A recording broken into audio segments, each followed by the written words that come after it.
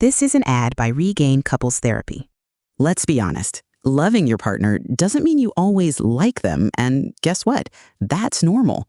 Regain offers couples therapy that's flexible, affordable, and 100% online.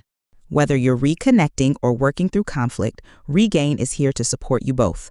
See why people wish they'd try couples therapy sooner. Visit regain.com/couplespod to get 10% off your first month. That's regain.com/couplespod. Hi, I'm Richard Karn, and you may have seen me on TV talking about the world's #1 expandable garden hose. Well, the brand new Pocket Hose Copperhead with Pocket Pivot is here, and it's a total game changer. Old-fashioned hoses get kinks and creases at the spigot, but the Copperhead's Pocket Pivot swivels 360 degrees for full water flow and freedom to water with ease all around your home. When you're all done, this rust-proof anti-burst hose shrinks back down to pocket size for effortless handling and tidy storage. Plus, your super light and ultra-durable Pocket Hose Copperhead is backed with a 10-year warranty. What could be better than that? I'll tell you what, an exciting exclusive offer just for you. For a limited time, you can get a free Pocket Pivot and their 10-pattern sprayer with the purchase of any size Copperhead hose. Just go to getcopperhead.com. That's getcopperhead.com for your 2 free gifts with purchase. Getcopperhead.com. Message and data rates may apply. See terms for details. Breaking down every game, every day in Major League Baseball. This is the Baseball Betting Show. Here is your host, Greg Peterson. A warmer for the low. Welcome to lovely Las Vegas for the Baseball Betting Show with myself, Greg Peterson, now part of the VSiN Family Podcast. We've got an excellent podcast for you.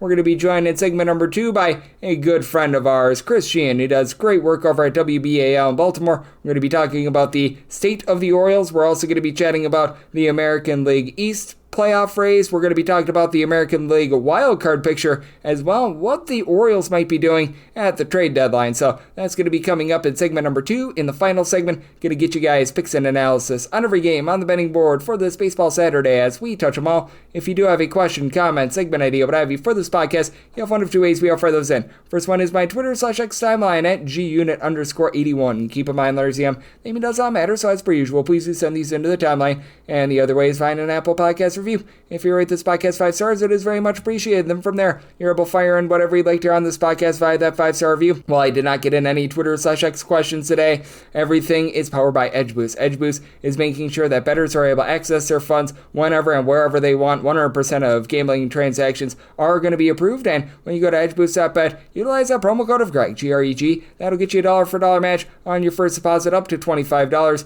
Now let's take a look back at everything that we saw in baseball on Friday. Try to find some trends and try to get to know these teams a little bit better. Games from yesterday is Greg buzzing about. Here is the rowdy recap. The Milwaukee Brewers get the job done once again. This team is getting hot all of a sudden. 8-3 the final over the Washington Nationals. For the Nationals, this was not the start that Mitchell Parker was looking for. 4 2/3 innings, he gives up 7 runs, all of which were earned, including a home run. Going deep for the Milwaukee Brewers, Christian Yelich, 19th home run of the campaign, and then Andrew Vaughn. He goes deep for home run number 7 of the season, as that one comes off of Rico Garcia. Garcia gives up a home run in his inning work. Brad Lord, Jose Ferreira, they both on a scoreless inning. Cole Henry was able to get an out of the bullpen scoreless, and for the Milwaukee Brewers, DL Hall, 3 scoreless innings before Quinn Pricer. He pitches the final 6. He gives up a home run, 2 runs in total in his 6 innings, as it was Riley Adams getting his 4th home run of the campaign. The Walker Texas Rangers are averaging 7 runs currently in the month of July per game, 7-3. They take down the Houston Astros. Jack Leiter, he gives up 3 runs in 5 1/3 innings, so he does lighter it up as Victor Caratini gets his 10th home run of the campaign, but Lance McCullers Jr. gets completely lit up. 5 runs allowed over the course of his 3 innings of work, including a bomb to one Mr. Adolis Garcia, 12th home run of the season, and then off of Ryan Gusto, it was Wyatt Langford getting his 15th home run of the season. Stephen O'Kerr, pair of outside the bullpen scoreless, and Caleb Ward, a scoreless inning, but Mr. Gusto, 4 1/3 innings, he allows 2 runs, including that home run, so the Astros, they get a little bit of a rough one. And for the Texas Rangers, they're still your top under team in all of baseball, aside from the Kansas City Royals. But, I mean, they both played an over. The Royals are up to 37 overs, 57 unders, and a push. The Texas Rangers, 37 overs, 57 unders, and a push. And I think that with the late result, we did see these teams actually nod themselves up with regards to their over rate. And the Yankees have been very overwhelming recently. How about 5+ runs at each of their last 11 games? 11-0. They completely blanked the Chicago Cubs. Chris Flexen, 3 runs allowed over the course of 4 innings. That was the best performance of the night as Jordan Wicks, he gives up 6 runs in 3 innings. Kale Theobar, 2 runs in his inning of work. And for the Yankees, trio bombs from Cody Bellinger, 14th, 15th, and 16th home runs of the campaign, 6 RBI, and Carlos Rodon, very good. 8 scoreless innings, and then Scott Effross, he was able to end a scoreless inning of his own. The Cleveland Guardians and the White Sox play a pair, and for the Guardians, they take game number 1 by a count of 4-2. In this one, you got a pretty solid pitching performance from Logan Allen, 2 runs allowed in 6 innings, including a run to Luis Robert, 9th home run of the campaign. Shane Smith only last 3 innings. He gives up 2 runs, both of which were solo bombs, as you had Daniel Schneemann get his 9th home run of the campaign, and Ano Martinez his 8th, and then Carlos Santana goes deep off of Tyler Alexander, his 11th home run season. Alexander, 3 1/3 innings, allowing 2 runs. Dan Altavia, 5 outside the bullpen scoreless, and Frazier Allard, a scoreless inning. Meanwhile, Cade Smith, Hunter Gaddis, Emmanuel Clase, all pitch scoreless innings. And then game number 2, things go awry as for the Chicago White Sox, they get a 5-4 W. As for the Cleveland Guardians, they had Gavin Williams give up 3 runs in 5 innings, including a pair of bombs.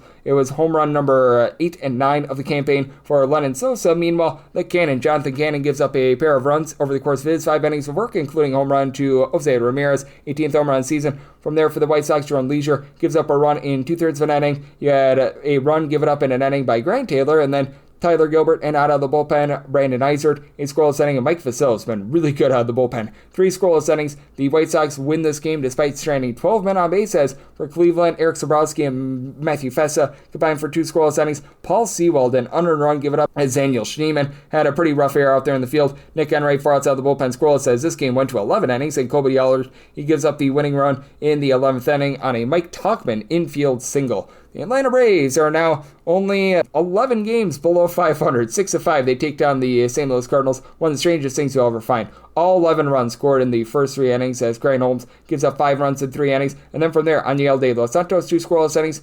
Austin Cox, Rafael Montero, Pierce Johnson, Rossio Iglesias, all in a scoreless inning. Sean Murphy did the damage for the Atlanta Braves. Pair of bombs out of Matthew Lubator, 14th and 15th home runs of the season. Lubator gives up all 6 runs in the course of 3 innings. And then from there, Matt Savanson, 2 2/3 innings scoreless. Riley O'Brien, 2 scoreless innings. Jojo Romero, a scoreless inning. Phil Matonin out of the bullpen scoreless. And for the Cardinals, 5 of 16 with men in scoring position. Not a lot of unders played in baseball on Friday, but the Twins and Pirates played one of them. 2-1, the Twins are able to get the job done as Paul Skeens allows 2 runs over the course of 5 innings. For him, a bad start. Trevor Larnach gives his 13th home run season. For Joe Ryan, he gives up a run in 5 innings. From there, Louis Varland, Griffin Jacks, Yohan Daron, all end a scoreless inning, and Brock and Roll Stewart and Danny Kalum combined for a scoreless inning. Meanwhile, for the Buccos, Carmen Molodzinski, 3 scoreless innings out of the bullpen, so he was rock solid, and so were the Red Sox. 5-4, they're able to take down the Tampa Bay Rays as Drew Rasmussen only last 2 innings had his pitch count go up to 53, allows 1 run. From there, you had 2 runs given up in 4 innings by Joe Boyle, so Boyle rules. Kevin Kelly,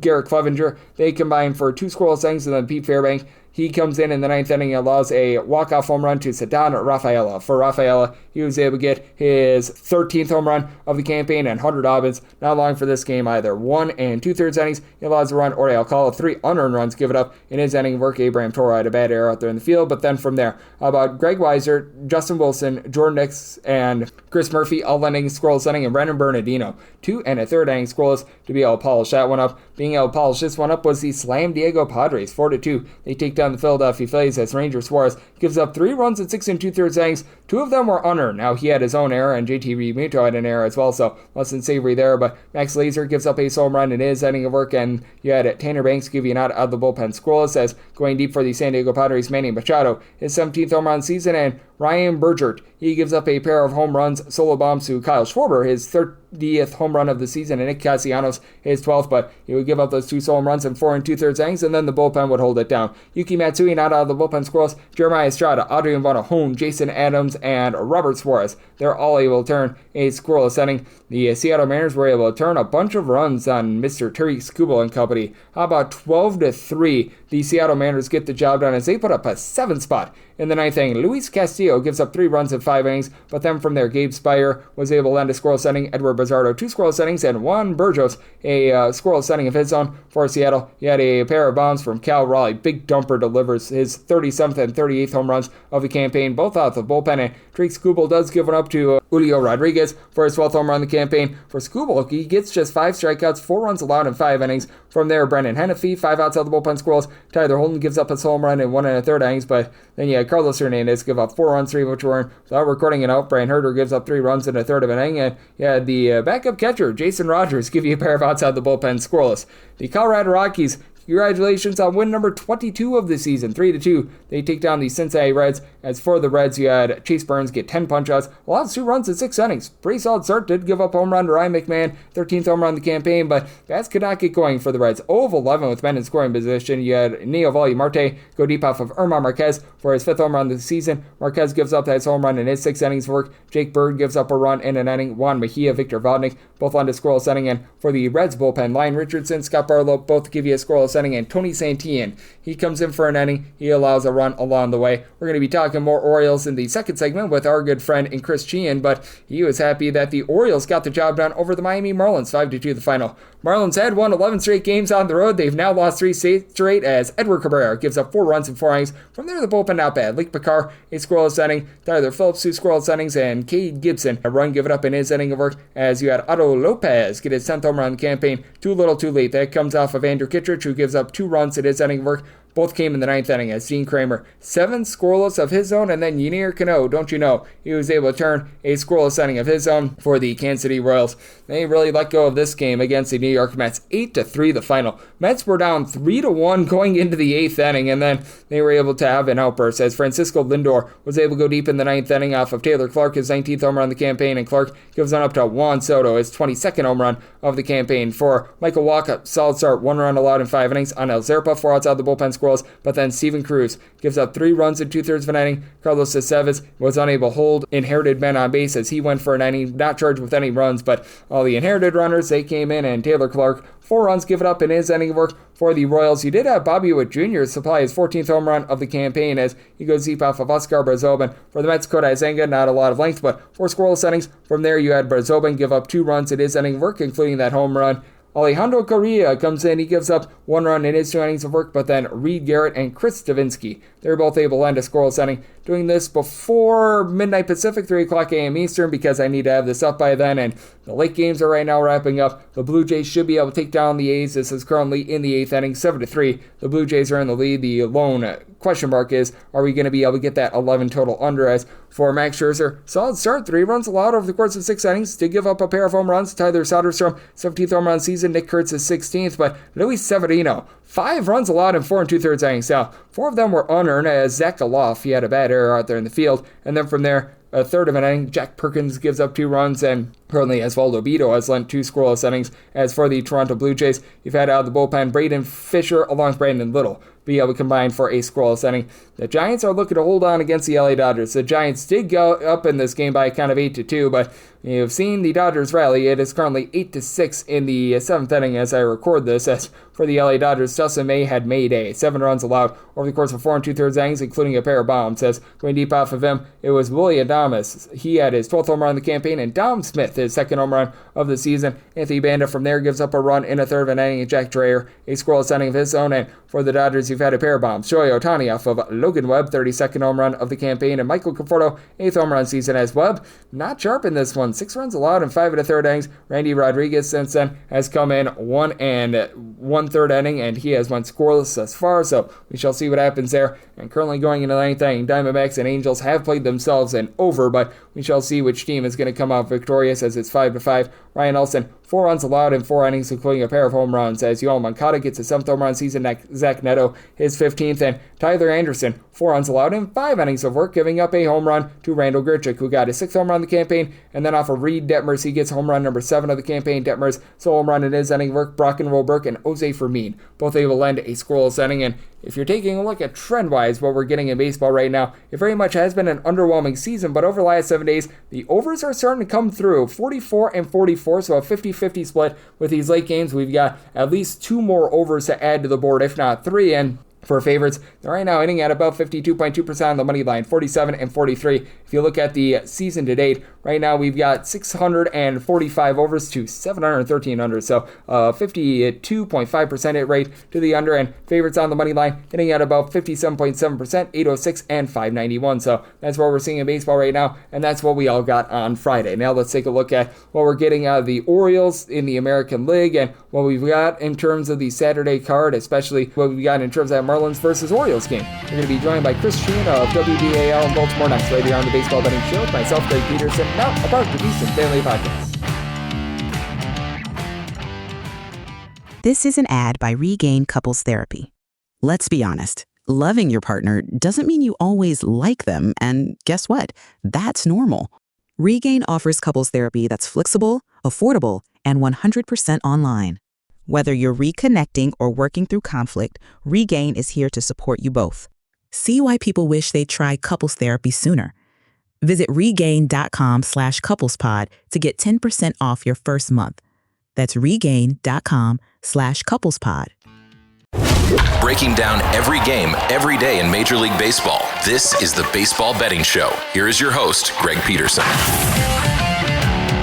And we're back here in lovely Las Vegas for the Baseball Betting Show with myself, Greg Peterson, now part of the Decent Family Podcast. Always great to be joined by this man. It's Chris Cichon. He does an incredible job over at WBAL in Baltimore. Their 5-tool player over there takes a look at a little bit of everything. You need the news, he's got you. You need everything in sports, he's got you. You need a little bit of good, clean family fun. Well, you guessed it, he's got you there as well. He does an absolutely incredible job taking a look at everything that you're finding out there in the DMV area. You're able to follow him on Twitter/X at The Big Cheese Show. That is CHEE on Chi before show. And Chris, it's always a pleasure, my friend. Thank you. Greg, thank you so much for having me. And I might be going out on a ledge a little bit by saying that this weekend series against the Miami Marlins is the most important series of the season as we head into the All-Star break, because the Orioles really can go one of two ways at this point, because we know that there's been interest with guys like Ramon Laureano. Do they trade or do they go for a wild card spot? I'm thinking they're probably going to start to trade and look towards 2026, but these next two games have a big role to play. Very excited to see how it goes, though, and excited to join the program. Yep, absolutely. And it's going to be a very exciting game on Friday as well, because as we know, the acquisition that the Orioles made at the deadline last year was bringing in a guy that last year did not pan out. Let's call it what it was. Trevor Rogers was absolutely terrible after he was traded for the team. But in his first 5 starts this year, this is a guy that they were hoping that they would get last year and then some. And now he goes up against his former team in the Miami Marlins. How do you take a look at the game for Saturday and what Trevor Rogers has done? Because the biggest thing that has been so questionable with me is that he was absolutely terrible at the minor league level. And all of a sudden he comes up and has been absolutely amazing since. Yeah, I don't even know where this team would be without his services the last couple of starts. And he was huge for them in the 11:35 a.m. Eastern time start, where they were able to sweep the Braves. And I was reading through Roto World that he had a 32% whiff rate, 34% chasing strike rate throughout the day, and he was only giving up 2 hits. So yeah, certainly was an impressive start for Rogers there. We know that he was able to go 8 strong against Texas at home in the month of June, and now he is at home once again, taking on a Miami Marlins team that they've got some hitters with them. And, you know, I'm thinking about a guy even like in Agustin Ramirez, rookie hitter there. I know he's, you know, maybe gone through like a 1 for 10 skid at least coming into Friday, but he is certainly somebody who has produced quite a bit for this Marlins team, number of extra base hits. Yeah, I think what Trevor Rogers has been able to do, especially considering don't have Adley Rutschman there. Now, Jacob Stallings has been solid veteran presence behind the backstop there. So certainly know that he is somebody that Trevor Rogers can probably rely on, especially since Jacob Stallings was a member of the Miami Marlins in 2022 and 2023, I should say. So, yeah, I think Rogers has a definite chance to pitch well. It is humid, though, here in Baltimore, so the ball certainly could fly out if any of these Marlins hitters do get a hold of one. But yeah, as we've been seeing with this Orioles team, they've been strong here as of late. They don't have Brian Baker in the bullpen at the moment, but Me, that's not a game changer. He had struggled in his last outing as well, and there are Orioles fans who are critical for maybe just acquiring another draft pick and another college outfielder, perhaps. But on the flip side, you've got a pretty high pick in the same range where guys like Gunnar Henderson were drafted. So, yeah, it's not a bad spot where the Orioles are right now. I don't really necessarily have all the trust in their bullpen. I will say that on the flip side, I mean, the veteran guys that they've got, Sir Anthony Dominguez, Gregory Soto, I don't necessarily trust them on the mound every time that they go out there. I'm sure they would love to have Danny Colon still these days. But yeah, this is an Orioles team that they're getting it done with the bats. And if you go through 1 through 8 right now with this lineup outside of Stallings at the bottom of the order, they've got some guys who can hit, and that's how they're going to have to win games at this point. Kramer's pitching a lot better, and as we've mentioned, Rogers. Sagano is somebody that performed a little bit better here, and then you've got Young coming up on Sunday, who pitched pretty well until it all imploded last week. So yeah, this is certainly a situation where the Orioles, I think, on Saturday can be able to take advantage of a Marlins team that has performed pretty well. I mean, they came into Friday with the same record. It's just, I think the Orioles are ready more so now, even though they have the same record that the Marlins would be to make any sort of a run at the postseason. Yep, certainly, and it is going to be intriguing to see what we get out of the Marlins side of things, as well as Chris Cichon. He does great work over at WBAL in Baltimore, joining me on the Baseball Betting Show, because for the Orioles, I mean, you can talk all you want about the pitching, but let's call it what it is. The hitting has also not necessarily lived up to expectations as well. The power numbers have been down. Now, getting back Colton Cowser, Jordan Westbrook, that's big for them, but how do you size up the hitting right now as they have to go up against a guy in Jansen Junk, who he has been anything but his last name would indicate. He has given up one home run and 4 walks in north of 43 innings, so he has been rock solid for the team, and they're going to need to find a way to get to him. Yeah, the one time I backed Jansen Junk recently, he had himself not the greatest of starts. But the one time he was junk. Yep, absolutely. So he has been somebody, though, that's been effective, and you're absolutely right about the Orioles lineup now. I mentioned Ramon Laureano because I was listening to the Orioles broadcast, and I couldn't kind of believe some of the things I was hearing. He's second only below Gunnar Henderson in terms of wins above replacement on this team, so he has been a pivotal part of this lineup here. And somebody certainly that if the Orioles do get rid of, you're losing a power bat there, because can you trust Tyler O'Neill constantly? No, given his injury woes and given that he's hovered around the Mendoza line quite a bit. You've had Jackson Holliday, who's been just an absolute unit as of late, playing great baseball. He recently had that 4-for-4 game. He's showing power. He's showing ability to hit baseballs that are out of the zone or maybe inside and just punching it the other way. I mean, having the benefit of your father being Matt Holliday, certainly paying dividends. And we know his brother is also outstanding too at the college level. So yeah, you've got a great Ryan O'Hearn as well as far as getting on base is concerned. So that's been strong. And then Jordan Westberg, now that he's getting more comfortable, getting more at bats. And then you mentioned Colton Cowser as well too. He in 27 hits since he's been back, 14 of those have been for extra bases, and the Orioles have won 17 of 30 games since Colton Cowser's return. So that shows you how important he is to this team, not just with his bat, but he's also somebody who's capable of playing great outfield. And yeah, we know how close he was to winning the American League Rookie of the Year. So I think that this Orioles team certainly does have an opportunity here with the warm weather. It's basically humid here every day in Maryland. Ball flies out. We know they move the left field wall and take advantage of some of these pitchers in the second half of the year. But Mike Elias was asked after the Brian Baker trade that they weren't selling. They think they're going to be a contender in 2026, but I'm sure there's going to be a lot of phone calls, if not already, about Felix Bautista. That would really hurt as far as the fan base and the love for the mountain here. But the haul that they could potentially get might be too enticing. But Mike Elias' job's on the line too. I don't really know where they're going to go. That's why I say that these Saturday and Sunday games are absolutely pivotal. Yep, they certainly are, as Chris Cichon, who does such great work over at WBAL in Baltimore, is joining me right here on the Baseball Betting Show. They are very critical games, and just how do you size up the entirety of the American League East right now with the Toronto Blue Jays and the New York Yankees neck and neck to be able to win that division? But at the same time, we've talked about this, it feels like the Tampa Bay Rays might be set up for a really big second half as well, and I feel like there's not a lot of people talking about them, and they should be in the same vein of the Yankees and the Blue Jays in that division. Yeah, absolutely. And one of the things that you talked about recently on this Baseball Betting Show was the emergence of this Blue Jays bullpen. And, they were not very good last year. I certainly know that. And then this year, they've done a much better job and might be in a position to add some of these relievers.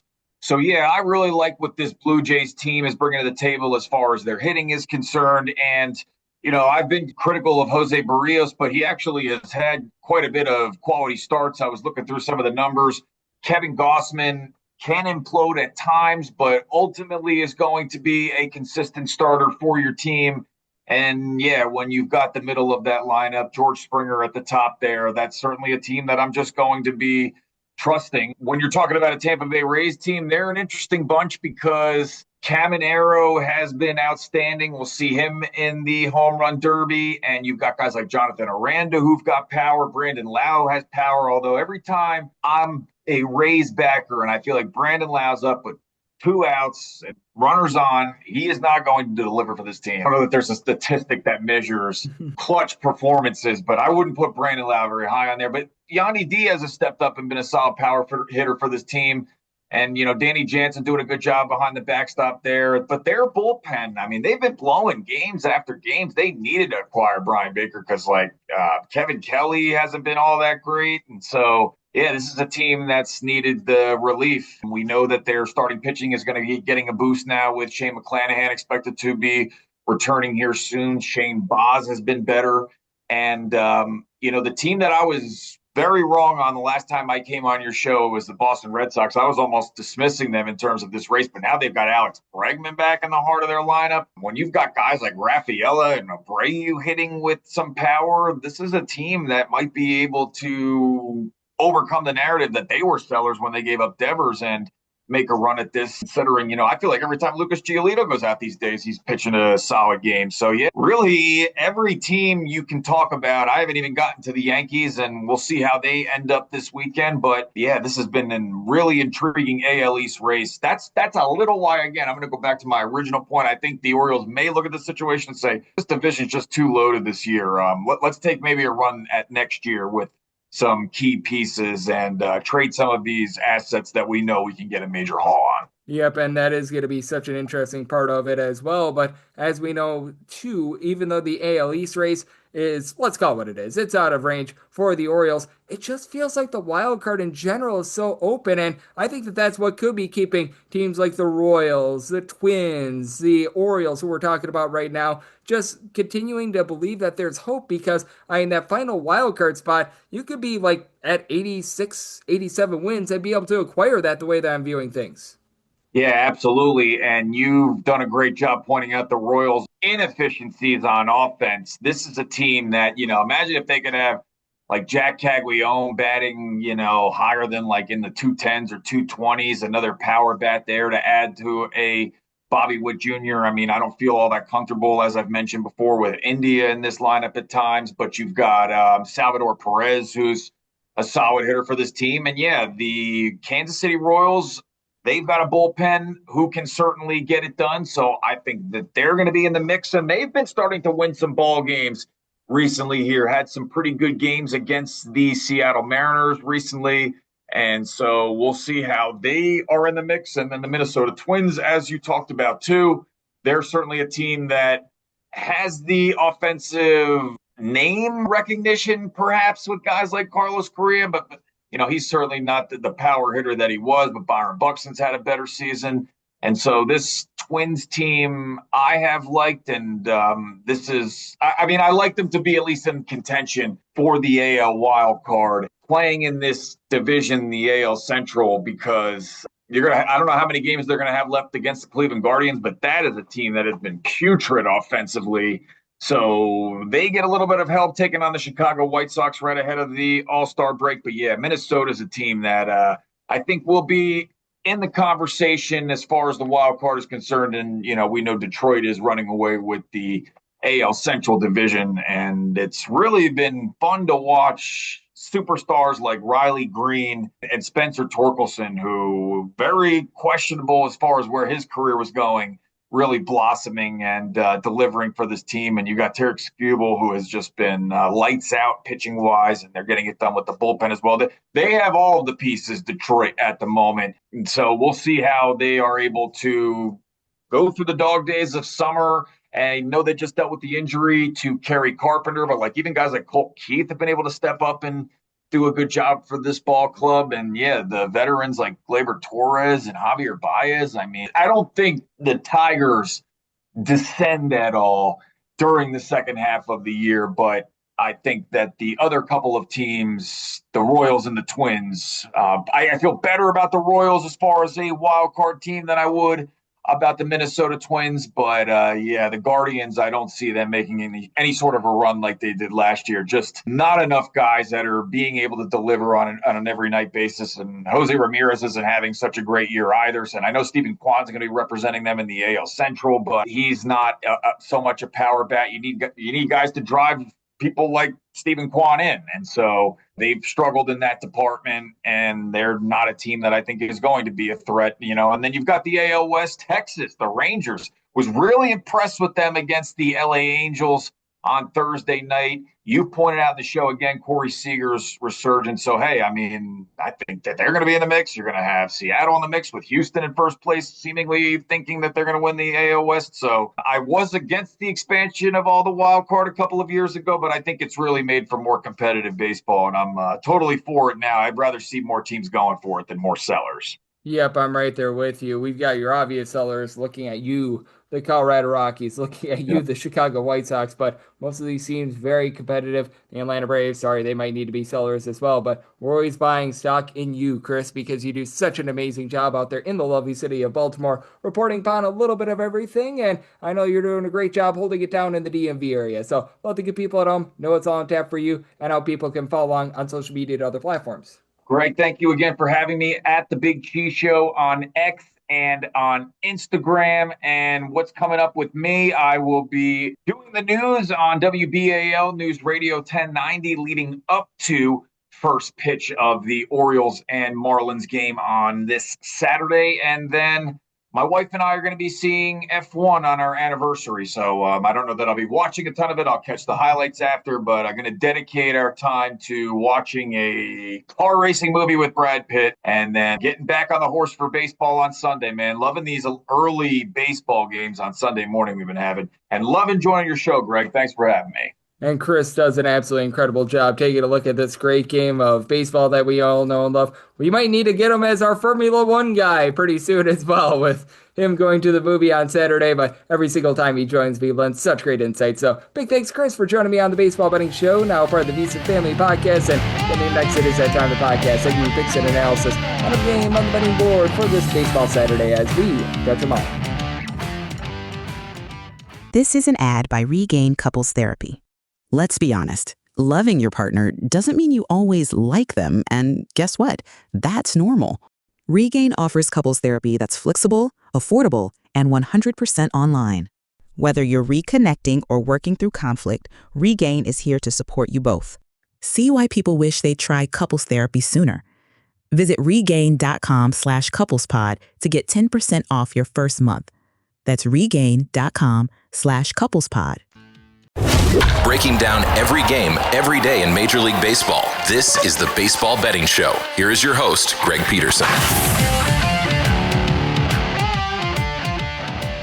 And we're back here, lovely Las Vegas, for the Baseball Betting Show with myself, Greg Peterson, now part of the VSiN Family Podcast. Always great to be joined by Chris Cichon. He does great work over at WBAL in Baltimore. Every single time he joins me, he lends such great insights, and he did so once again today. So a big thanks to Chris for joining me in the last segment. Now it is that time of the podcast. I give you picks and analysis on every game on the betting board for this Baseball Saturday as we touch them all. If a game is listed on the betting board, Greg has a side and a total on it, so it is time to touch them all. Do note that as per usual, any changes that are made to these plays will be listed up on my Twitter/X feed at gunit_81, and we are going to be going in the Las Vegas rotation order. This is where we go with the National League games first, then the American League games, any interleague games, those are going to be at the bottom. That'll keep things all nice, neat, clean, and easy, and we do have a few games that are off the board with TBD starters, like this first one of 9:51, 9:52 on the card. It is the Atlanta Braves, and they're going to be on the road facing off against the St. Louis Cardinals. Now, for the Cardinals, we do know that Eric Fetty Wap is going to be getting the start. For the Atlanta Braves, right now it is TBD, as it's looking like Nathan Wiles will probably be seeing some sort of a role in this game, and with Nathan Wiles, I will give you a little bit of something. It might be sort of like a bullpen game where he's a bulk guy, he might be the actual starter, but that said, he has already appeared in one game for the Atlanta Braves. He gave up 3 runs in 1 inning, so he's got an ERA of 27 with a fielding dependent of a 109, so should be doing for a little bit of positivity there. But take a look at what he's done at AAA Gwinnett. The 4-7 record isn't savory, but he's posting up 3.33 ERA, about 9 strikeouts per 9 innings, giving up 1.2 home runs per 9 innings. He's not anything amazing. He's better than DDA Fuentes. Why they were starting DDA Fuentes, I have no idea, but as a result, with it being Wiles probably pitching in some sort of like a bulk role, maybe a starter or what have you, I set the Cardinals where I'm willing to lay up to minus 145 on the money line, plus 147 or higher. Going to be taking a look at the Atlanta Braves, and then set a total of an 8.8, so an 8.5 or less,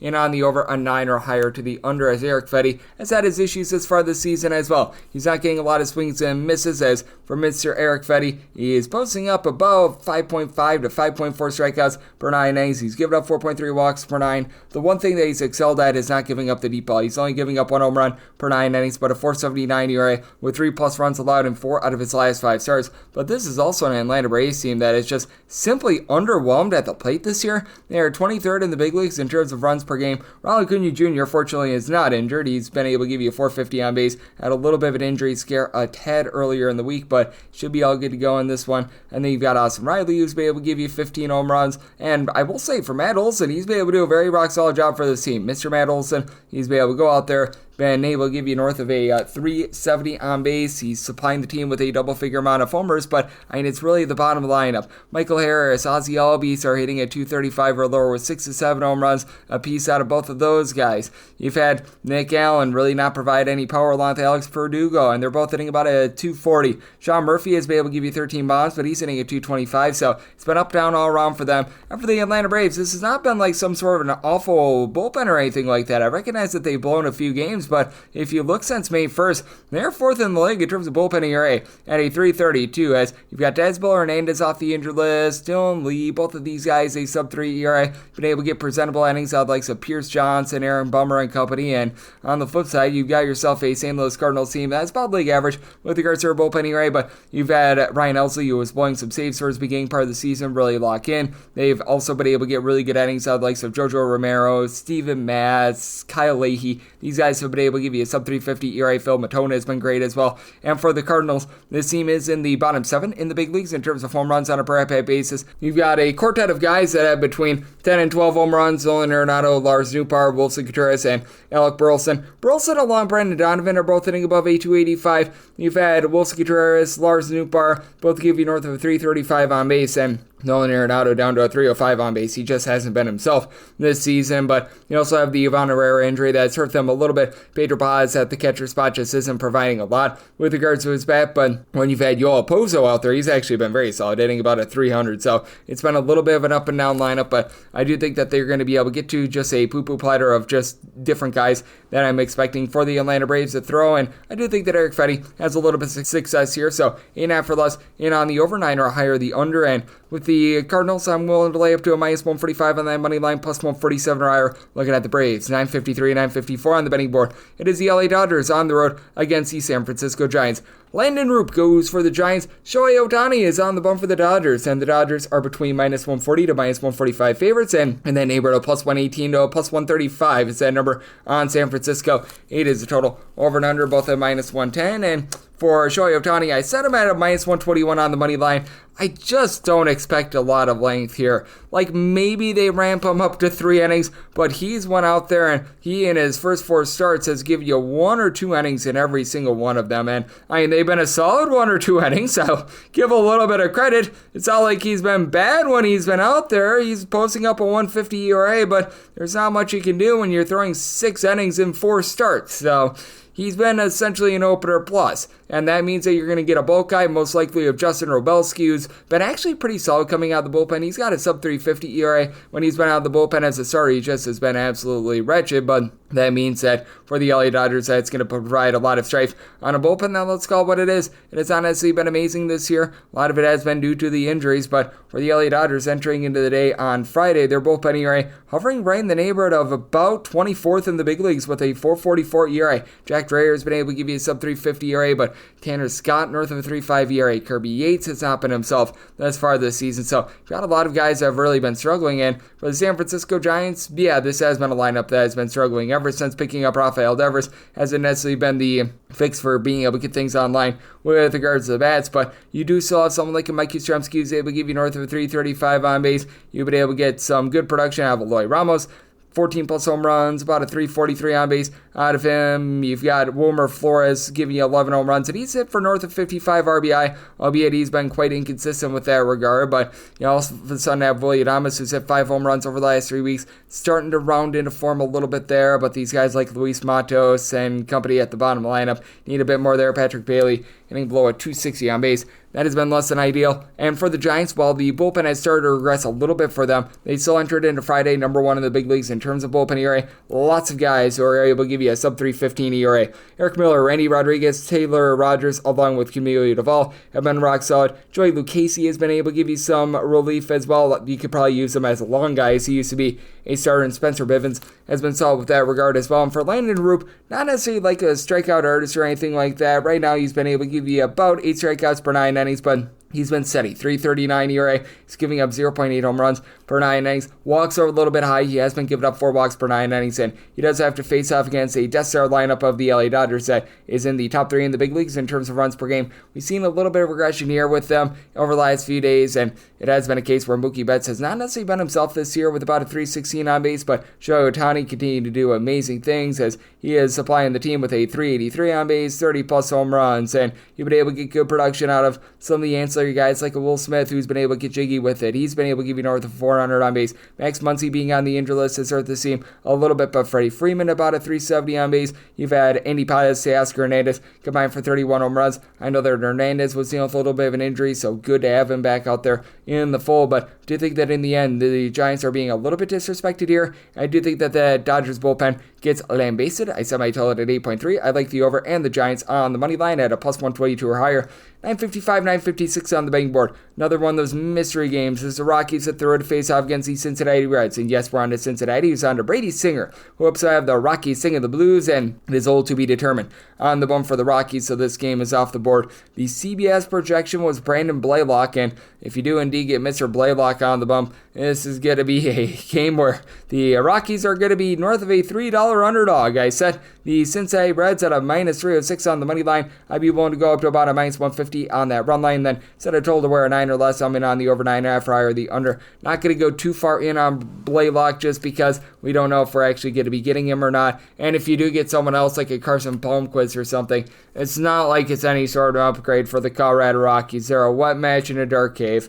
They have a bullpen that is currently 26th in the big leagues in terms of ERA. I will say Jimmy Arrieta has been pretty solid, along with Victor Vodnik. These two guys in the bullpen have been able to supply you with a sub-375 ERA. Juan Mejia has not necessarily been the world's worst either, but this is also a Colorado Rockies team that when they are on the road, they are currently averaging 3 runs per game. That is second worst in all of baseball. As you've been able to have Hunter Goodman be able to hit for north of 10 home runs when he's been on the road. That's pretty rock solid. But now Thairo Estrada is dealing with a little bit of an injury. So many guys like Michael Tuglia, Brenton Doyle, Kyle Farmer, Ryan McMahon hitting at 220 or lower. Just rampant. You've had Tyler Freeman actually hit well above 300, so that's been pretty solid for the team. But for the Reds, this is a team that's in the upper half of baseball in terms of runs per game. Spencer Steer is really starting to pick it up. He's got 11 home runs, but but 4 of them have come in the last 2 weeks. You've got Taylor Stevenson, who's been struggling a little bit at the catcher spot, but Jose Trevino, when he's out there, is hitting about a 280. Getting back Austin Say's kid and his 275 average, and TJ Friedel is able to give you about a 365 with regards to his on base.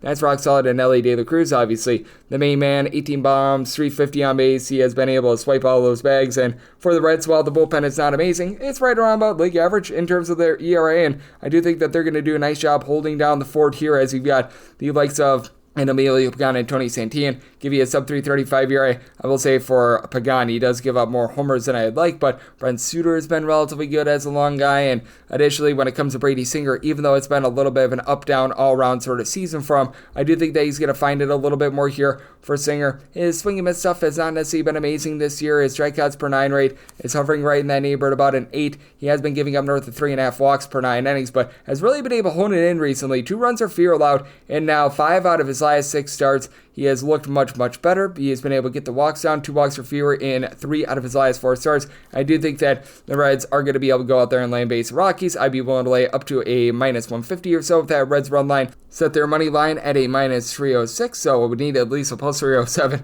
to take a shot on the Rockies, and then 9 or less looking at the over 9.5 or higher, the under. 957, 958 on the betting board. The Milwaukee Brewers are going to be playing us to the Washington Nationals, as Brandon Woodruff is on the bump for the Brewers. And forgive me if I mispronounce this name, we're going to do our best with it. This is Shinuyuki Ogasawa going for the Washington Nationals, and the Nationals do find themselves as a national underdog, as you're getting anywhere between plus 202 to a plus 216 on the minus 240 to minus 255. That number on the Brew Crew, 8.5 is the total, under is minus 120, and the over is even. Right now, with that initial Brewers run line, right now the only place you're able to find these are at FanDuel, and they typically don't have the world's greatest run lines, but that said, right now you're laying minus 134 with the Brewers. I'd be willing to go up to a minus 127, and I do think that when it's all said and done, I should be able to find like a minus 125. Brandon Woodruff, in just his second start since the beginning of the 2024 campaign, as he's out with a lot of injury, he looked really good in start number 1, and the Brandon Woodruff swing and miss stuff I thought was very good. 8 strikeouts in 6 innings in that first start against the Miami Marlins. He looked good in his rehab appearances, and then he had a little bit of a setback, but it appears as though that setback was not too bad, so you do like to see that. And then on the flip side, you've got our international man of mystery here for the Washington Nationals, who he got a little bit of a surprise start over the weekend last week, and he went to a 2/3 innings and he gave up 4 runs to the Boston Red Sox. This was a man that was pitching for the Chunichi Dragons in the Nippon Baseball League last season, and in the Nippon Baseball League, he was getting 5 strikeouts per 9 innings, so it's not like this guy has ever been really truly a swing and miss guy. His command is really good. He was able to limit hard contact as well, but in the Nippon Baseball League, there's not as many strikeouts, there's not as many home runs either, so it's really interesting to see how his game translates to the big league level. At the minor league level, he made 6 starts. He was getting about 9 strikeouts per 9 innings with a 4.50 ERA. Looked somewhat promising there, but what is not promising is this Washington Nationals bullpen that is dead last in the National League with regards to their bullpen ERA. While Kyle Finnegan has been pretty solid as a closer, the likes of Zach Brzezinski, Jose Ferrer, Eduardo Salazar, these guys posting up north of a 5 ERA have been very much less than savory. And for the Milwaukee Brewers, they've got some of the most interesting home and road splits in baseball in terms of their offense, averaging north of 5.4 runs per game when they're away from home, and at home, they're averaging less than 4 runs per contest. So I do think that is starting to iron out a little bit more. We've seen them really be able to excel over the last few weeks, as it's not necessarily due to power. This team is in the bottom 9 in the big leagues in terms of home runs on a per at-bat basis, but you've been able to get a lot out of Christian Yelich, who's given you 18 home runs, and it does feel like this is an offense that comes and goes with him, as he, Bryce Terang, Sal Frelick, Jackson Chourio, a quartet of guys that have been able to give you a double-figure amount of stolen bases have been a big reason why this team has been able to produce the runs that they have. And you just have a lot of guys in general. They're doing a good job finding a way to move the line, get on base. Obviously, you've got Yelich in this fold, but he, Bryce Terang, William Contreras, Frelick, Caleb Durbin, Rhys Hoskins, a whole bunch of guys hitting between about a 335 to a 352 on base. Isaac Collins has been able to give you 370 on base. And for the Nationals, this team is averaging darn near 4.9 runs per game when they're away from home, a full run per game more than when they are at home. James Wood has been the catalyst for this, 24 home runs, 387 on base, but then CJ Abrams, 12 home runs at a 285 average this year, but 10 of those home runs have come on the road. Nathaniel Lowe is up to 14 home runs this season. 9 plus of them have been on the road. You've had Josh Bell up his average just a little bit recently. He's up to 11 home runs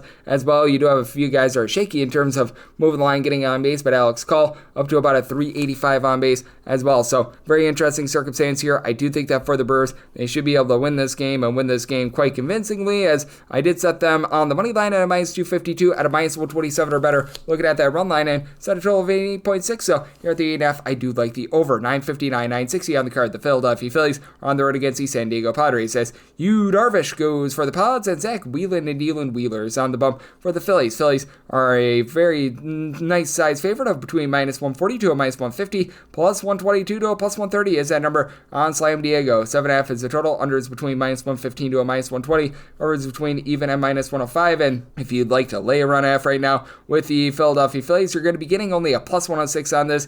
I'd be needing to get more bang for my buck, but I would be willing to lay the minus 140 money line. I set my money line at a minus 143. This is going to be, in my opinion, a very low scoring slog with Zach Wheeler just doing an absolutely amazing job for this Philadelphia Phillies team. Ever since he's come off the paternity list, he's made 6 starts, and in those starts, he has given up a combined 3 runs.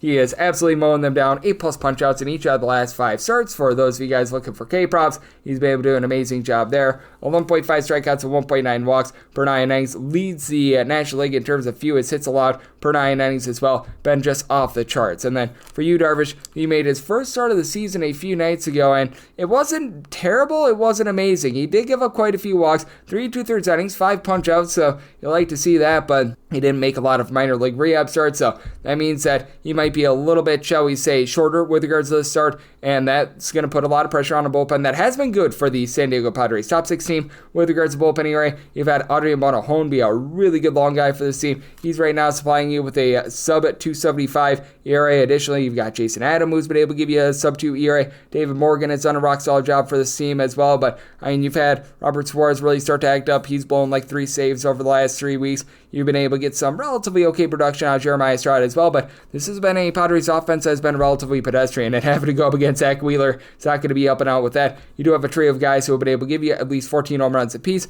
That'd be Manny Machado, Gavin Sheets, and Fernando Tatis Jr. In the case of Machado and Tatis Jr., north of a 350 on base. You only have one other guy on the roster, though, north of 5 home runs this season, and Jake Cronenworth with 8. He's also giving you a 350 on base, but the entire catcher spot has been rough. They were banking on Jason Hayward to provide something in the outfield. That did not happen. He got DFA'd, so that's not been great. Jackson Merrill has been banged up, and he has been rather ineffective recently. And on the flip side for the Philadelphia Phillies, this is a bullpen that you do have to have your trepidations with. They're in the bottom 10 of the big leagues in terms of bullpen area, other than Orion Kirkering. A lot of guys that just, frankly, have not given you great innings this far this season, as you got the likes of Matt Strom, Tanner Banks, Taijuan Walker is a guy that has been utilized as both a starter and a reliever.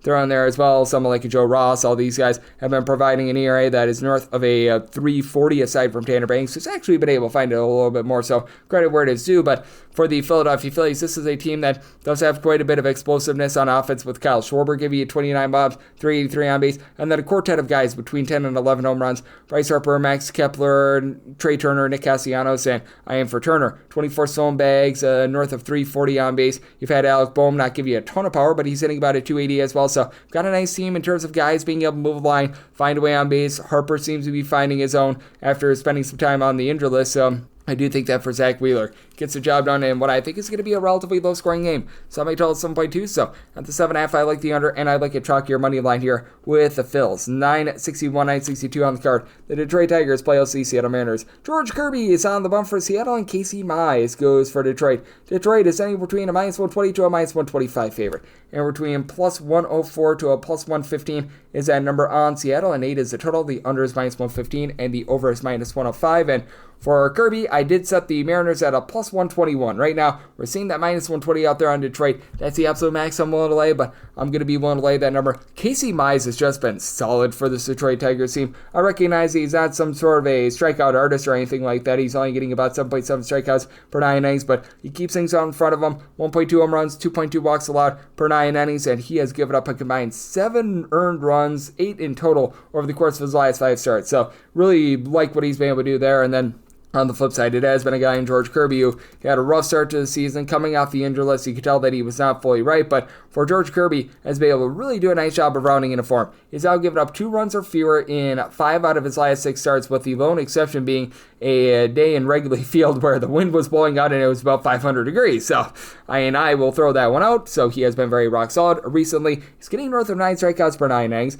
The command is still there, less than 2 walks allowed per 9 innings, and he's been able to really reduce on the deep ball as well. Other than that start against the Chicago Cubs, 1 home run allowed in his most recent last 4 starts. So I do like what he's able to bring to the table there. And for the Seattle Mariners, the top guys in the bullpen have been really good, as you've been able to have likes of Gabe Spire, Andres Munoz, Matt Brash. I'll be able to give you a sub-3 ERA. Heck, you've even had Edward Brizardo really be able to find it thus far this season. And for the Detroit Tigers, they're slightly above average with regards to their bullpen ERA, but I do take a look at the top guys, and I've been very impressed by them, as you've got the likes of a Brian Herter, who you're able to utilize as a opener as well, Chase Lee, Tommy Canley, Will Vest. These guys have been able to give you a sub-325 ERA. Tyler Olton has been a little bit up and down, about a 370 ERA out of him, but for this Detroit Tigers lineup, you've got one that is in the top 7 in the big leagues in terms of runs per game. They are dealing with the injury to Kerry Carpenter, but Riley Green, Spencer Torkelson, a combined 43 home runs out of these 2 guys, both give you north of a 330 on base. Zach McKinstry has been able to move the line with about a 360 on base. Cole Keith about a 350 on base.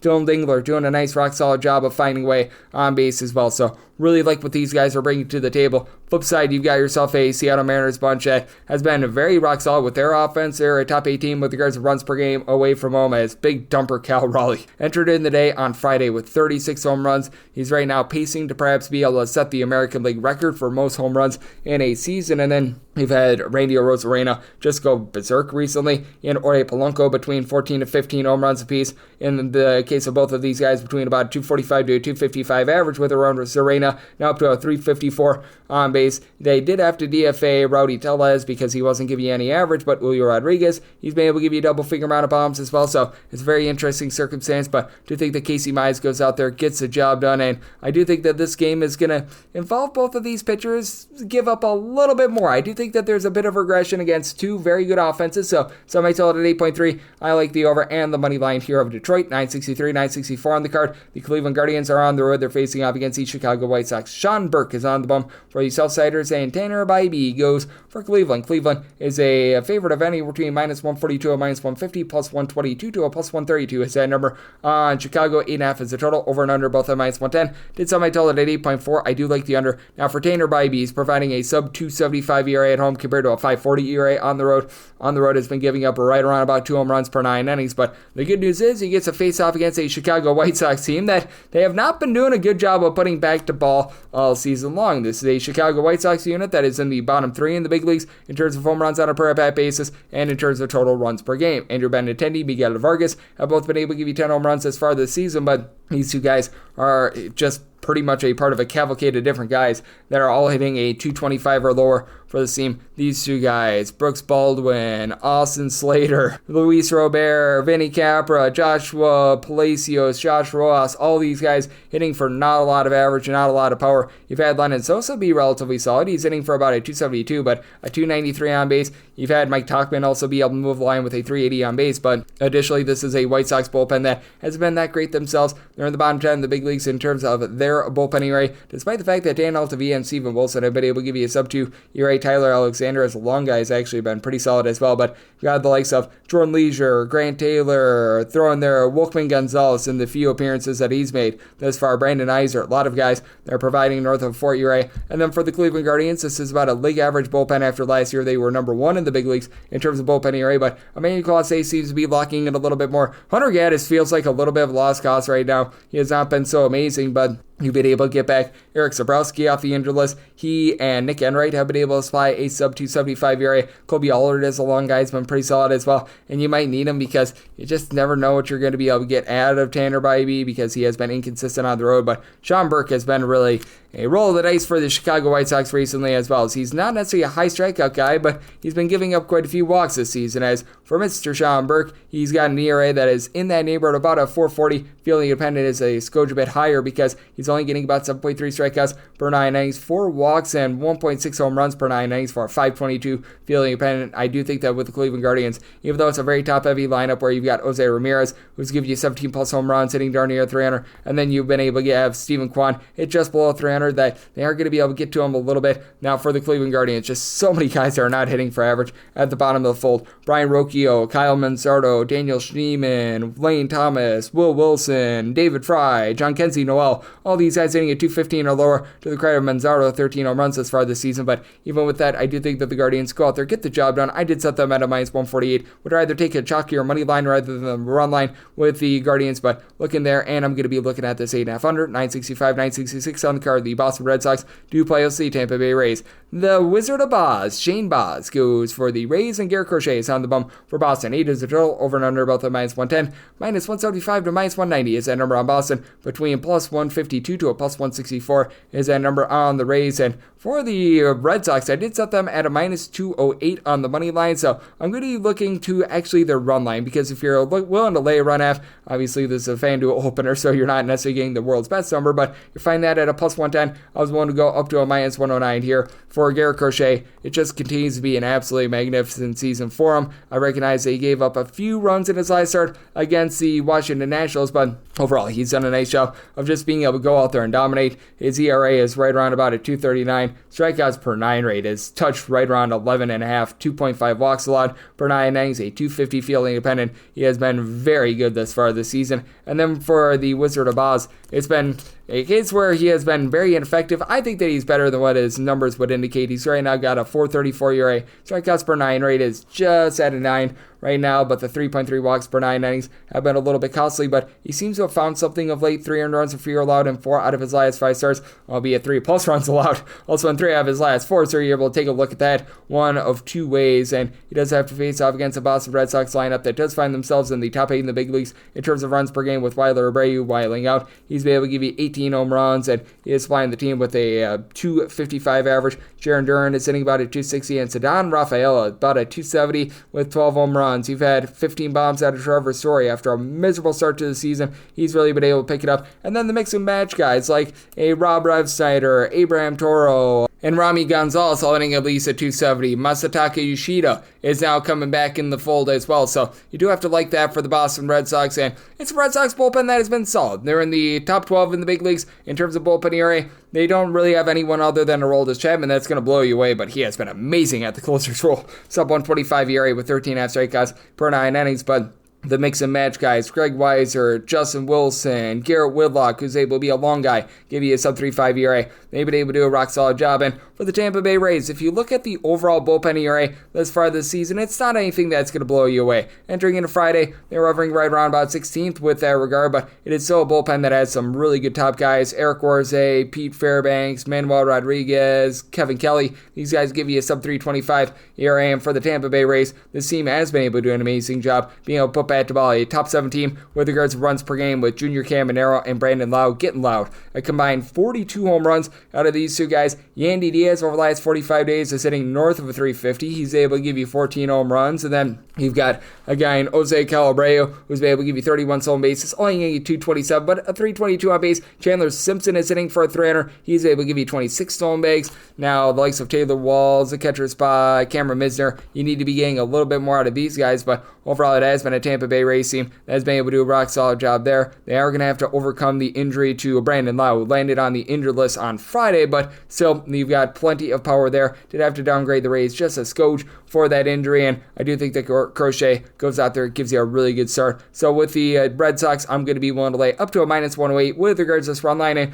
with the total I set mine at 8.3, also like the over. 967, 968 on the card. The Walker Texas Rangers are on the road against the Houston Astros. Framber Valdez is on the bump for Houston. Jacob deGrom is on the bump for the Rangers. Rangers are an underdog between plus 104 to a plus 113, minus 120 to minus 126 is that number on Houston. 6.5 is the total. The over is between minus 120 to a minus 125, and the under is anywhere between even and plus 105. And for the Rangers. I did set them at a plus 135, so I'm going to be willing to go up to a minus 134 on this Astros money line. Framber Valdez has just been as steady as they come over the last 2.5 or so months. As for Framber Valdez, he's got good but not necessarily amazing swing and miss stuff, but that's been still really good this year. 9 strikeouts per 9 innings. He does give up 3.2 walks per 9, but he reduces on hard contact, 0.6 home runs allowed per 9 innings, 2.90 ERA, 3.16 fielding dependent. It's coming off of giving up a 4 spot on the road against the LA Dodgers, but still has been able to do a really good job, especially when he's been at home this far this season. When he's been out there in Houston, he's posting up an ERA that is a 1.83, and he's given up 3 home runs in 59 innings. Meanwhile,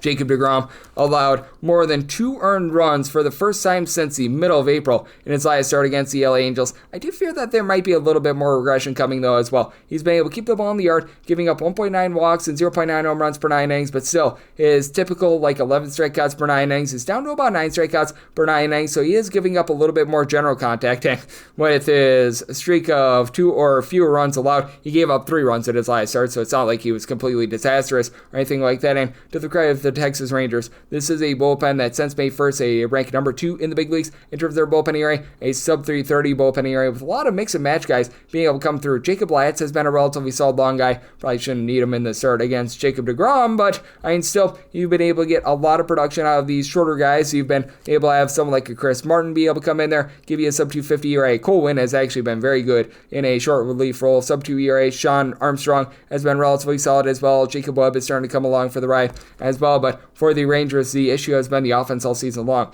This is a bunch, and overall for the season, they are scoring about 4 runs per contest. That ranks 25th in the big leagues. But going into Friday, first 9 games in the month of July, averaging 7 runs per game, you are starting to get that production out of these guys. Adolis Garcia, Marcus Semien are both now hitting above a 230. Wyatt Langford is up to 14 bombs, 320 on base out of him. Corey Seager was really miserable in his first few weeks coming off the injured list. He's back up to hitting about a 370 on base. His power is coming back, 13 home runs at 230 at bats. Jake Berger has still been an issue for the team, 259 on base, but you know what? Evan Carter has been able to give you some good at bats when he's been out there as well. Meanwhile, for the Houston Astros, this is a team that's dealing with quite a few injuries of their own. Jeremy Pena landing on the injured list has been an issue, but Jose Altuve, 330 on base. He's been able to supply this team with 16 home runs. Christian Walker, Yanier Diaz, they need to give you a bit more than the sub 300 on base that they are, but both of these guys, 12 home runs apiece. You've been able to get good production as well out of Cam Smith, who's been able to give you about a 350 on base. Jake Myers is sitting at 300, and this is an Astros team that does rank in the top 5 of the big leagues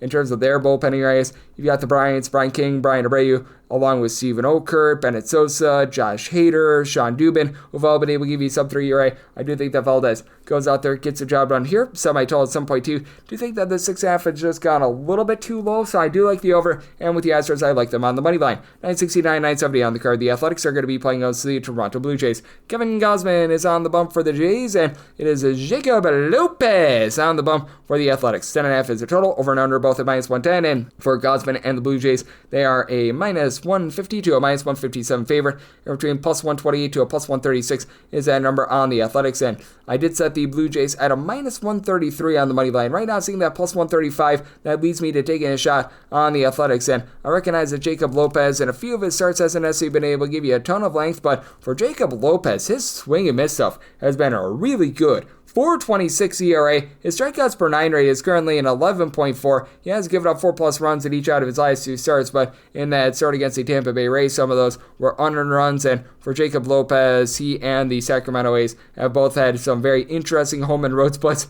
this far this season. For Lopez, he's actually been one of the few guys that has been better when he's been in Sacramento rather than on the road. 5.01 road ERA, 3.62 home ERA. And he is backed up by a bullpen that is in the bottom 3 in the big leagues in terms of their ERA. Sean Newcomb has really been the lone guy in this bullpen that has been able to give you a sub 350 ERAs. You've got so many guys that they've just been acting up for a little bit of a better term this season, as you've got Elvis Alvarado, Mason Miller, Hogan Harris. All these guys give you north of a 3.65 ERA out there in the bullpen. You've had just some really, really rough outings from these guys like a JT Ginn, Osvaldo Bido, the guys that they've been looking to in a longer role as well. So you really need to be getting a bit more there. And then on the flip side for the Blue Jays, this team has been in the upper half of the big leagues with regards to their bullpen ERA. I will say it's not like they've got super duper elite guys. You've got 2 guys in Braden Fisher along with Brandon Little who will be able to give you a sub 3 ERA, but additionally you've had Uriel Rodriguez who's come in as a nice long guy. He's been able to do a nice job of holding down the 4th end. Now the concern is Kevin Gausman, because he's been giving up quite a few runs recently, 3+ runs allowed in 7 out of his last 12 starts, but he's really been able to put together a few nice starts here recently. 4.13 ERA. Recognize that he had that just rough outing in the middle of June where he gave up the 7th spot to the Arizona Diamondbacks, but ever since then,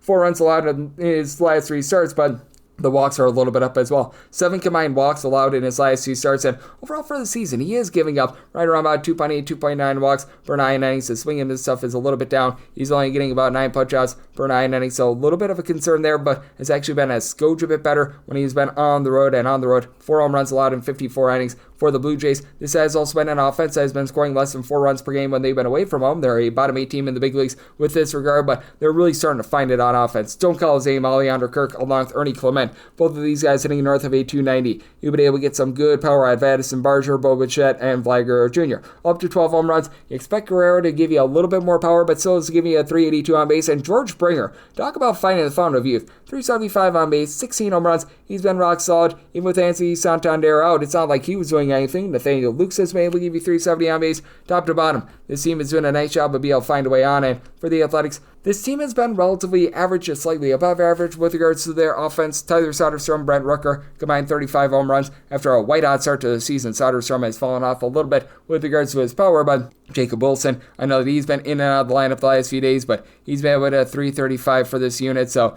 he's been able to do a nice job there. Was out on Friday, so you have to think that he's probably going to be out once again. That's indicated with regards to my line, but Lawrence Butler is giving you a 320 on base. Luis Urias, he's been able to about a 240. He's giving you a slight bit of power. Shea Langeliers, Shea is banged for 12 home runs in less than 240 at-bats thus far this season. Need to get a bit more on some of these guys like Denzel Clark, Max Muncy, these Mitch and Max guys towards the bottom of the lineup, but Nick Kurtz is giving you a home run every about 13 or so at-bats. So, interesting circumstance here. Did set my total at 10.2, especially with the Athletics dealing with the injury that they are to Jacob Wilson. That's a little bit of a concern, but I really like Jacob Lopez here. I'm willing to take plus 135 or better on this Athletics money line to go along with that under. 971, 972 on the card. The Chicago Cubs hit the road. They're facing off against the New York Yankees as Matthew Boyd is on the bump for the Cubs and Max Fried is on the bump for the Yankees. Yankees are sizable favorites here of anything between minus 158 to a minus 172, plus 140 to plus 150. That number on the Cubbies. 8.5 is the total. Unders minus 115 to minus 120. The overs between even and minus 105. And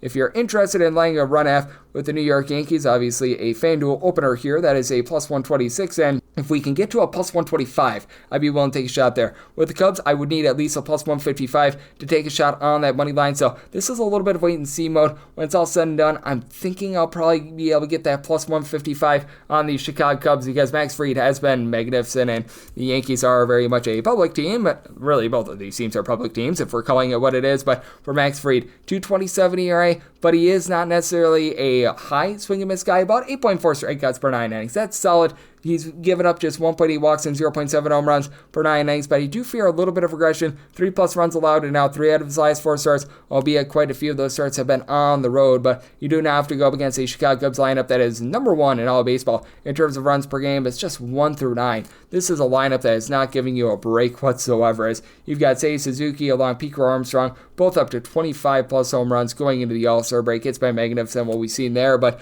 then you throw in there likes of Michael Busch, Dansby Swanson, Kyle Tucker, all between 15 to 18 home runs, and Busch along with Tucker are both giving north of 380 on base. Nico Horner has been able to hit about a 285. Carson Kelly's up to a 370 on base. 11 bombs and less than 200 at-bats out of him, and for the Chicago Cubs, ever since May 1st, this team has been number 1 in the big leagues in terms of bullpen ERA. Now, with Chris Flexen starting yesterday, obviously had to dive in quite a bit on that bullpen, but Ryan Brazier, Flexen, who started yesterday, Drew Pomeranz, Caleb Theobart, Daniel Palencia, all entered into Friday with a sub-190 ERA in the bullpen. Brad Keller's been acting up a little bit, and he still has a sub-285 ERA. Ryan Presley has been pretty solid recently for the team as well, and for the New York Yankees, this is a team that is falling in the bottom half of the big leagues in terms of their bullpen ERA. The offense has been very good. 5+ runs scored in each of their last 10 games entering into Friday, but that said, this has been a bullpen that has been a little bit shaky with Fernando Cruz being on the injured list. That has hurt them quite a bit. Yuri De Los Santos also being on the injured list. That leads you to having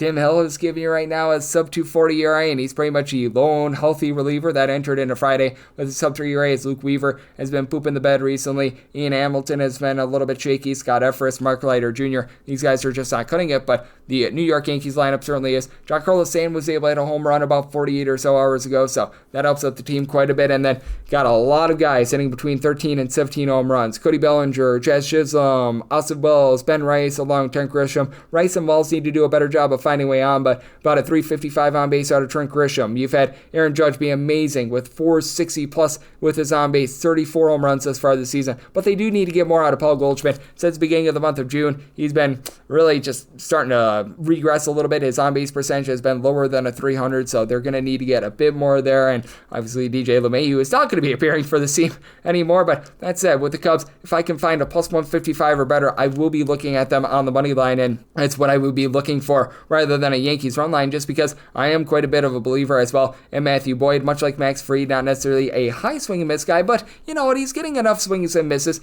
to be relatively effective right now, posting up 8.3 strikeouts per 9 innings, and much like Fried, 2 walks and 0.9 home runs allowed per 9 innings, 252 ERA, closer to about a 330 fielding dependent, but enters haven't allowed just 5 earned runs over the course of his last 5 starts, so plus 154 or better looking at that Cubs on the money line. And that said, I do think that both of these guys give up some runs to 2 top offenses, so I might tell it at 8.7, so I also like the over. 973, 974 on the card. The Pittsburgh Pirates are on the road against the Minnesota Twins, as Mike Burrows is on the bump for the Buccos, and right now for the Minnesota Twins, it's all to be determined. So this game is presently off the board, though it does look like Travis Adams is going to be playing some sort of role in this, whether that be as a little bit of a bulk guy, whether that be as a starter himself. So it's a circumstance where, assuming that Adams has some sort of a role, set the Twins at a minus 159 on the money line. I'd be willing to lay up to a minus 158 there, or plus 126 or better looking at the run line, and would need at least plus 160 to take a shot on the Pirates, and did set a total of 8.5 or less to the over, a 9 or higher to the under. For Travis Adams, he has pitched 4 innings this far this season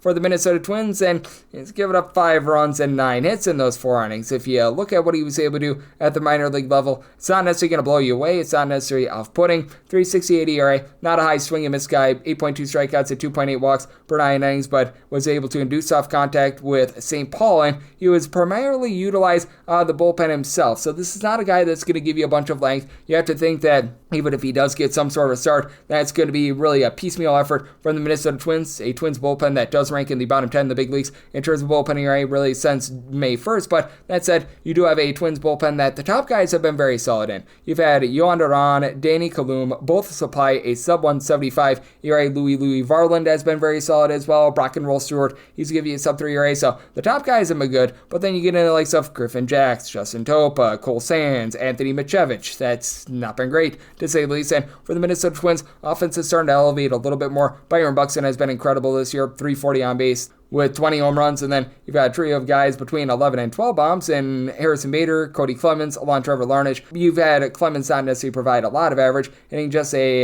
215, and Matt Wellner has fallen down the toilet bowl. He was very good at moving the line, getting on base to begin the season, hitting just a 205, but now you've got Brooks Lee, Carlos Correa, Willie Castro, a whole bunch of guys in between about a 255 to 270. Ty France has been able to about a 250, so it's been a little bit up and down there, but you've got a Pittsburgh Pirates team that on the road is averaging about 3 runs per contest. They are dead last in the big leagues here, and they entered into July 11th with 3 guys on the roster with north of 4 home runs this season, as you've had that out of Brian Reynolds, Andrew McCutchen, and Yono Cruz, and to the credit of McCutchen, about a 340 on base, but and you've got so many guys that are just not hitting for average on this team, and that includes Cruz, as Henry Davis, along with Jared Trollo, they've given Jack Swiniski a few chances as well. All these guys have been hitting below a 210. Brian Reynolds is hitting at 227. It's not like he's been lighting the world on fire either. Joey Bart, after a good start to the season, he's been having a rough go of it. Brian Hayes isn't providing any power, and he's hitting at 240. Nick Gonzalez is hitting at 275, but with the Pirates, bullpen has been a little bit better, upper half of the big leagues with regards to their ERA ever since May 1st, as you had a lot of guys that were struggling to begin the season be able to find their way. David Benner, Caleb Ferguson, Braxton Ashcraft have all been able to give you a sub 3 ERA, and Isaac Madsen and Dennis Santana, both a sub 2 ERA, so that's been very helpful for this team, but And said with Mike Burrows, it's been a little bit up, down, all around. He was really effective at the AAA level and came up to the big league level. He had a few struggles early on. Does feel like he's starting to find his way a little bit. I'm not saying that he's magnificent, but a 3.63 ERA, having given up a combined 6 earned runs over the course of his last 5 starts, and 4 of them came in a start against the Texas Rangers, albeit he has went 5 1/3 innings or fewer in every one of these starts, so he's not delivering great length, but you know what? He's starting to find himself. 9.3 strikeouts per 9 innings. The 452 fielding dependent is a little bit concerning. That's a big reason why I did set a little bit of higher total here. 8.5 or less, looking at the over, a 9 or higher to the under. Plus 160 or higher is what I need to take a shot on the Buccos, minus 158 or better, or a plus 126 or better, looking at the Twins on the run line.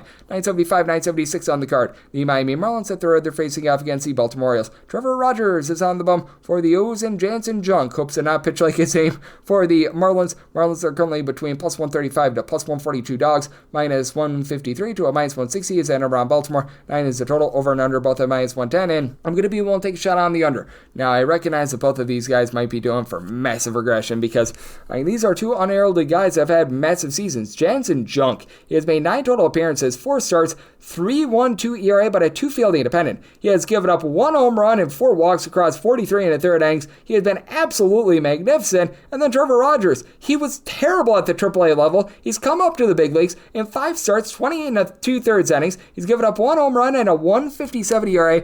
Neither of these guys are high swing and miss guys. For Rogers, about 7.5 strikeouts per 9 innings. Jansen Junk more around about 8.2 strikeouts per 9 innings. But it's not as if these have been monsters of the midway offenses either. For Baltimore, they've been much better at home rather than on the road, with about 4.8 runs per game and 3.7 runs per game away from home. But they're 20th in the big leagues with about 4.2 runs per contest. For Miami, to their credit, about 4.8 runs per game away from home. More like 3.6 runs per game at home, but they're 18th in the big leagues with regards to runs per game. But both of these teams have had the same commonality, not necessarily a ton of power in their lineups. As for the Miami Marlins, you've had Augustin Ramirez, Kyle Sowers combined for 30 home runs thus far this season, and only one other guy in the starting lineup yesterday with north of 7 bombs. That'd be Otto Lopez, as you've had Lopez, Eric Wagaman, Jesus Sanchez, Connor Norby, only between about a 240 to a 255. Xavier Edwards has been able to give you about a 350 on base with 0 home runs, but doing a good job moving the line along Dane Myers. And on the flip side for the Baltimore Orioles, just a lot of guys between 10 and 13 home runs, as you've got 6 different guys in that fold, the top guy being Cedric Mullins with 13 home runs, but hitting just at 215. But then you do have quite a few guys. They're doing a nice job finding way on. Gunnar Anderson, Ryan O'Hearn, both hitting above a 275 with their home runs, and O'Hearn has been able to give you about a 380 on base. Ramon Laureano is hitting at 270 with 10 home runs as well. Colin Cowser is starting to find his way, 8 home runs with less than 130 at bats. Jordan Westberg has been solid as well. They're getting Tyler O'Neill back as well, and both of these bullpens, they have been a little bit suspect for the Orioles. Bottom 7 team in terms of bullpen ERA, though Serenity Dominguez has actually been halfway decent. He, Felix Bautista, both give you 350 ERA.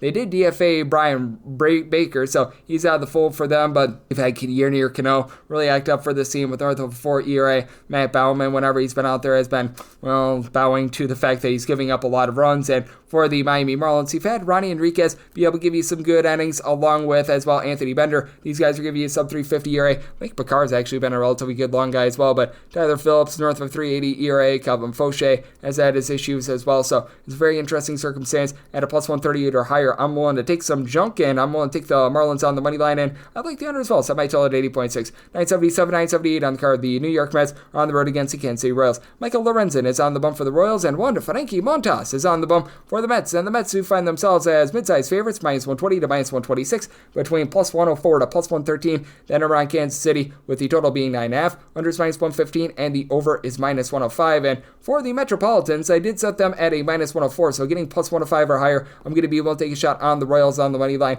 Recognize that it's not been a savory season for Michael Lorenzen. 1.5 home runs, worth of 3 walks allowed per 9 innings with a 4.61 ERA, but that does fall to a 3.79 ERA when he's at home. And for the New York Mets, this has been very much an all or nothing offense, as you've got a quartet of different guys who have been able to give you at least 16 home runs this season, with Juan Soto and Pete Alonso, along with their home runs, both give you north of a 375 on base. Brandon Nimmo and Francisco Lindor, 18 home runs apiece, while Soto and Alonso give you 21 home runs apiece. But you just take a look at the rest of the lineup in that game on Friday. You had, out of the other 5 guys, 4 of them hitting a 230 or lower, with Ronnie Mauricio actually giving you a bit of something, but Mark Vientos, Luis Torrance, Tyrone Taylor, really the entirety of the catcher spot for the Mets on stepping up. Do like Jeff McNeil, the fact that he's been able to hit 250 with some power. And for the Kansas City Royals, The team is averaging 3 runs per game at home this season. That is dead last in the big leagues. You do, though, have Bobby Witt Jr. along with Salvador Perez up to 13 home runs. Perez has been able to give you like 4 home runs over the last 2 weeks. He's starting to come around a little bit more. Bobby Witt Jr. north of 340 on base, 25 stolen bases, and Vinny Pasquantino, he's been able to give you an on-base percentage that is relatively okay. He's hitting about a 270. Miguel Garcia with his 300 average has been solid, but these young guys like a John Ray, Jack Caglione, Nick Lofton, they're all hitting below a 200. They just have not stepped up for the team, but for the Royals, but has stepped up as a bullpen. Top 7 team with regards to bullpen ERA. They are currently dealing with a few injuries, though, as right now Daniel Lynch is on the injured list, but that said, Steven Cruz, Lucas Hursadge, Carlos Aceves, these guys have been able to give you a sub 250 ERA. John Schreiber has been relatively solid for this team as well, with about a 334 ERA. Flip side, you've got yourself a New York Mets bullpen that is starting to go down the toilet bowl. Jose Buto, one of their main long guys being on the injured list, is a bit of an issue, and for this New York Mets team, overall for the season, they're about league average with regards to their bullpen ERA. That's been starting to go downward, though, as the weeks have been going along, but the shorter guys like Edwin Diaz have been able to do a really nice job having Max Kranick on the injured list. That does hurt them a little bit if you need a bit of length in this one, but that said, Reed Garrett has been able to do a relatively solid job. I recognize that he's had a few issues recently, but still rocking about a 3.03 ERA. Oscar Brazoban has had his issues along with Ryan Stanek as well, so something to throw caution to. And one Mr. Frankie Montas, since coming back into the rotation, it's not been great to say the least. A 6.14 ERA. His minor league rehab appearances were just absolutely terrible as well, so not necessarily feeling amazing about him, but he does get to go up against this bad Royals offense, so I do feel like this total is set a little bit too high. I do think that the Royals get the job done. Semi-total at 8.7. Like the under, and the Royals on the money line, and wrap things up with 979, 980 on the card. It is the Arizona Diamondbacks on the road against the LA Angels. You say Kikuchi, I say he's starting for the Angels, and Zach Gallen looks to fill it up for Arizona. Relatively pick-em game, both of these teams are between minus 105 to minus 110 on the money line. 8.5 is the total, over is minus 115, and the under is minus 105. Very simple here. Whatever team becomes the underdog, I'm going to be taking them on the money line. I set this as the Diamondbacks being a minus 102, so I'm going to be waiting on a little bit of line movement. We should see a little bit of a defined favorite when it's all said and done. So, I mean, just whatever team is able to get to even money or better, that's a team I'm going to be taking a shot on. For Zach Gallen, it's been a less than tremendous season for him, to say the least, as Mr. Gallen has filled up his ERA. He looked a little bit better in his last 2 starts, but still a 5.15 ERA, 1.6 home runs, and 3.5 walks allowed per 9 innings. Strangely, he's actually been a little bit better on the road rather than at home this far this season, but for the Arizona Diamondbacks, what they do a good job of doing is supporting him with a really good lineup. They are currently number 4 in the big leagues in terms of runs per game. You've got Corbin Carroll, who's come off of injury, and he's been able to give you 20-plus home runs this season, and Eugenio Suarez, 29 home runs. He's been hitting about a 250, and then a lot of guys that just in the general are moving the line. 360 on base out of Josh Naylor. Lourdes Gurriel's now hitting above a 250. Ketel Marte of the Marte Parte. Home run every about 12 or so at bats with a 400 on base. Pavin Smith, I know that he's been a little bit in and out of the lineup. He's on the injured list, but he's been able to give you 370 on base, and the understudies like Randall Grichuk have been able to step up from there. The Diamondbacks' issue, though, is this bullpen. They're currently in the bottom 5 of the big leagues with regards to their bullpen ERA. Shelby Miller and Kyle Bacchus are giving you a sub-2 ERA, but outside of anyone else that has appeared in less than 8 innings thus far this season, everyone else has a sub-375 ERAs. You've had that Justin Thomas, Juan Murillo, Bryce Jarvis, Jalen Beek, so these guys have been a real issue, but I mean, this is an LA Angels team that they themselves are in the bottom 5 of the big leagues with regards to their bullpen ERA, and you've got Hunter Strickland, who is really the top reliever for this team, laying down the injured list. Jose Fernandez, I'll give you a 3 ERA, so that's all, but everyone else a 3.40 ERA or worse. Sam Bachman, Kenley Jansen, Reed Detmers, Brock and Rolberg, they've all been a little bit better recently, but they're still leaving a lot to be desired, and for the LA Angels, the big thing for this team is that they're just so all or nothing with regards to their lineup. They're a top 5 team in terms of home runs on a per at-bat basis, but they're also a bottom 5 team with regards to their on-base percentage.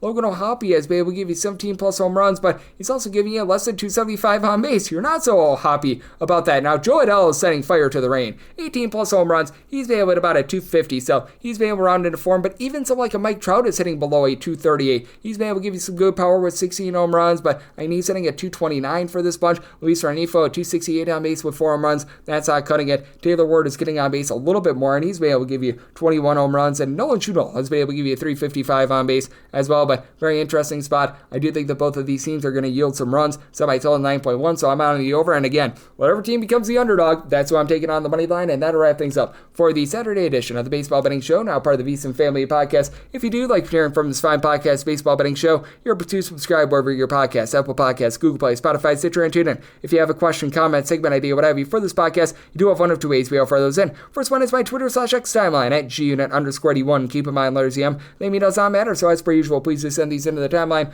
Other ways, find an Apple Podcast review. If you rate this podcast 5 stars, it is very much appreciated. From there, you're able to fire in whatever you'd like to hear on this podcast via that 5-star review. And big thanks to Chris Cichon of WBAL in Baltimore for joining me in the last segment. I'm coming at you guys every single day throughout the baseball season, which means I'm back with you once again tomorrow. Thank you.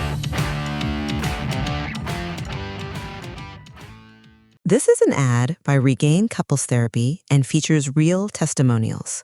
This was our first time trying therapy, and honestly, it was long overdue. Looking back, we just wish we had started sooner. Regain's qualified therapists help couples when they can't get there on their own. We thought it was intimacy issues, but Andrea helped us uncover a deeper root cause we hadn't even realized was there. Visit regain.com/couplespod to get 10% off your first month. Regain, powered by BetterHelp.